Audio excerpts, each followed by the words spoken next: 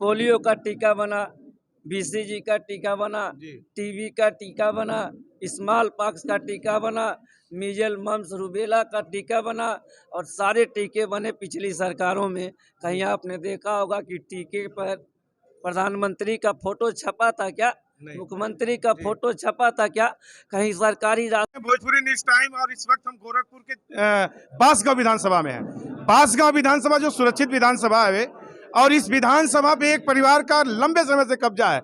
यहाँ कुशवासी में एक कैंपेन हो रहा है। कुशवासी में आज ये मीटिंग हो रही है इनकी और यहाँ के प्रत्याशी समाजवादी पार्टी से डॉक्टर संजय और दूसरे तरफ जो भारतीय जनता पार्टी से डॉक्टर विमलेश, दोनों डॉक्टर। और इस वक्त देखना कि कुशवासी किस करवट बैठती है। कुशवासी प्रबुद्ध वर्ग का ये क्षेत्र है और कुशवासी के लोग शायद मन बना रहे हैं, बड़ी संख्या में डॉक्टर संजय कुमार के साथ जुड़ रहे हैं। तो स्वागत है doctor Sanjay Kumar Bhojpuri news time पे आपका।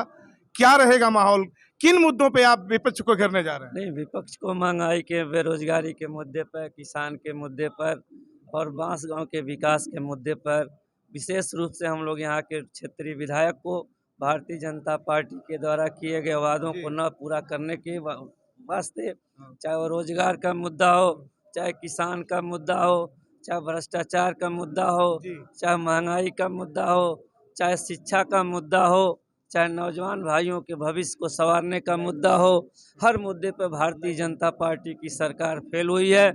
जहां तक बांसगांव की तस्वीर की बात है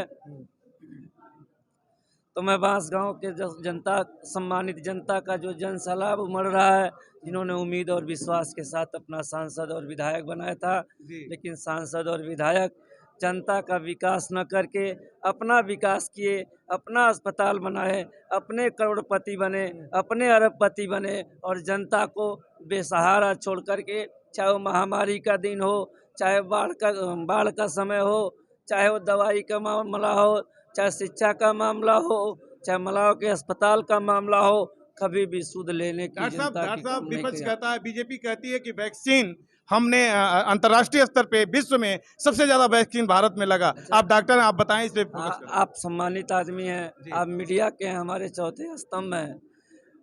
पोलियो का टीका बना, बीसीजी का टीका बना, टीबी का टीका बना, स्मॉल पॉक्स का टीका बना, मीजल मम्स रूबेला का टीका बना और सारे टीके बने पिछली सरकारों में।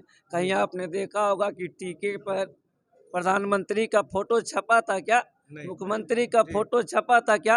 कहीं सरकारी राशन के पैकेट पर मुख्यमंत्री और प्रधानमंत्री का फोटो पेट्रोल पंप पर छपा था क्या? कहीं गैस एजेंसी पर छपा था क्या? मैं आपसे सवाल पूछना चाहता हूँ। क्या इस मामले से आप विपक्ष को घेर रहे हैं कि विपक्ष इन मुद्दों को लेके आई, या जो है वैक्सीन दिया चाहे राशन दिया, यानी वो सिर्फ और सिर्फ प्रचार करने आई, ऐसा आरोप लगा? नहीं, आरोप नहीं लगा रहे हैं। सब मूलभूत चीजों को, जो जनता का अधिकार उनको देने के बाद आप अपना प्रचार इतना क्यों करते हैं? सभी लोग हैं, हम अपने माँ बाप का आशीर्वाद लेते हैं, हम जनता को वैक्सीन दे रहे हैं। पिछले जब तक देश आज़ाद हुआ तब से हम सारे लोगों को बीसीजी का, वैक्सीन का, मीजल मम्स रूबेला का, हर चीज़ का टीका दे रहे हैं, वैक्सीन दे रहे हैं, हर लोगों को दवाई दे रहे हैं, किसानों को सिंचाई की सुविधा दे रहे हैं। लेकिन केवल हम ही कर रहे हैं। मुख्यमंत्री जी देख लीजिए, नियुक्ति पत्र देते हैं शिक्षक को, तो लगता है कि आज के पहले कभी किसी को नौकरी नहीं मिली थी, कोई मास्टर नहीं बना था, कोई डॉक्टर नहीं बना था, किसी बेरोजगार को रोजगार नहीं मिला था, नौकरी नहीं मिली थी। तो मैं इसके लिए आपसे कहना चाहता हूँ कि इनका जो प्रचार तंत्र है, झूठ को सच में बदलने की जो इनकी कोशिश होती है, ये सवाल अब जनता जागरूक हो गई है, जनता जान गई है, जनता इनके मंसूबों को पहचान गई है।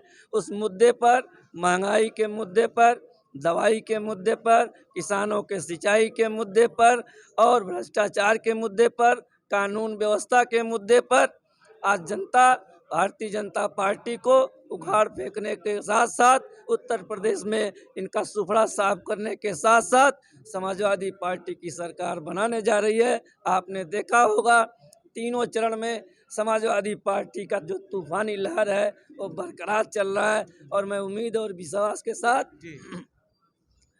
यहाँ की जनता के अनुरूप कहना चाहता हूँ की लहर जैसे जैसे पूरब की तरफ बढ़ती जाएगी, समाजवादी पार्टी का तूफान बढ़ता दो जाएगा। छोटे छोटे सवाल और दो छोटे छोटे जवाब भी चाहता हूँ। आपका रोड मैप क्या होगा विकास का बांसगांव में? बांसगांव में सड़क का मुद्दा हो, जी। बांसगांव में शिक्षण संस्थान जैसे ITI कॉलेज हो गया, पॉलिटेक्निक कॉलेज हो गया, बांसगांव में अस्पतालों के जैसे गगहा हो गया, बांसगांव हो गया, जी। और कोलीराम गगहा बांसगांव हो गया, और गजपुर हो गया।